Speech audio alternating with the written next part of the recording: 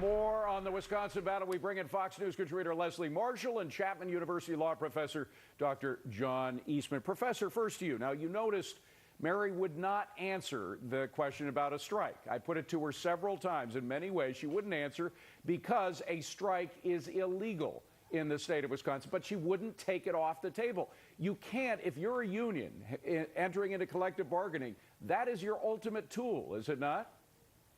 Well, it is, but public employee unions typically are not allowed to strike, and for very good reason. Public unions are different in kind than private sector unions because the people on the other side of the table is the public. And they're negotiating with people they've put in office, and the one seat at the table that remains unfilled is that of the taxpayer who have to pick up the tab. And it's why we don't give the strike a prospect. It's why FDR said that public employee unions having collective bargaining is a bad idea. Well, Leslie, here is specifically what FDR said in a 1937 letter that he wrote to a union rep. He said, and I'm quoting here, "A strike of public employees would cause the paralysis of government by those who have sworn to support it. This is unthinkable and intolerable." Do you agree? Well, I don't think that we're hearing there will be a strike. What I heard Mary say is that if the I don't think she's in a position, David, with the unions in the state of Wisconsin, even in her position, to make that statement, especially if that has not been addressed or if a decision has not been made. Leslie, she could not take it off the table. I gave her many opportunities to say that it is off the table, and she wouldn't do it. Well, because I don't think that's her. I don't think she has the authority to say that alone, quite frankly. But the point is, if it's illegal, you just say, no, we're not going to do it. It's that simple. She would not say that. The point here is that without the strike option, why do you have collective bargaining at all? What is the ultimate measure by which you can force the employer to do what you want them to do? Well, I don't disagree with that, but, you know, collective bargaining, in a sense, is completely off the table and hasn't even been voted on because the governor wouldn't even give 60 seconds to sit down with the unions or to sit down with the teachers.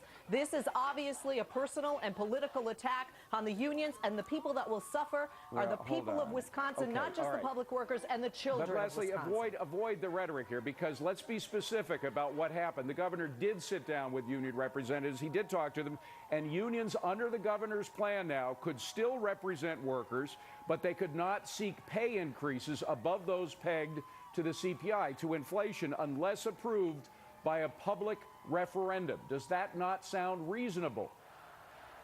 David, what bothers me is the governor himself said that this isn't about money.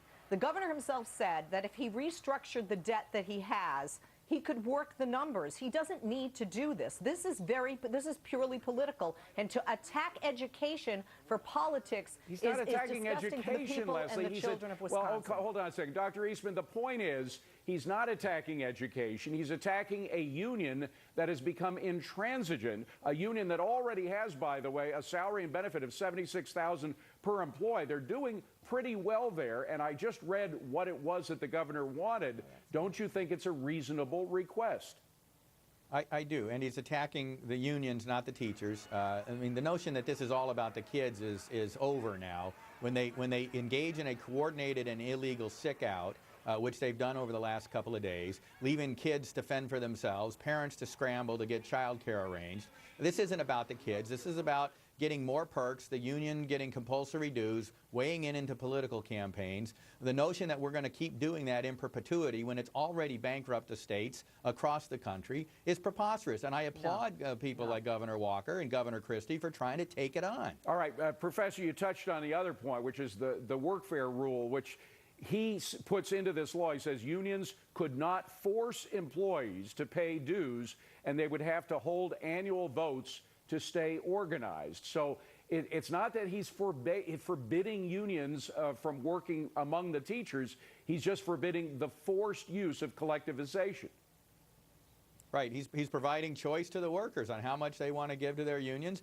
The unions have collective bargaining, and because of that, they can compel certain levels of dues and then use it as they want. So, Leslie, hold on a second, Professor. What is wrong with that, Leslie?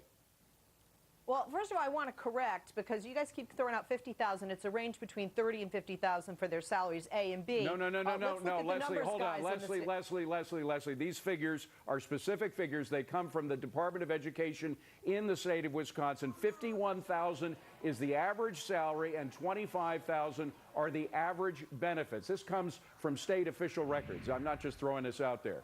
It's the Wisconsin Association of School District Administrators.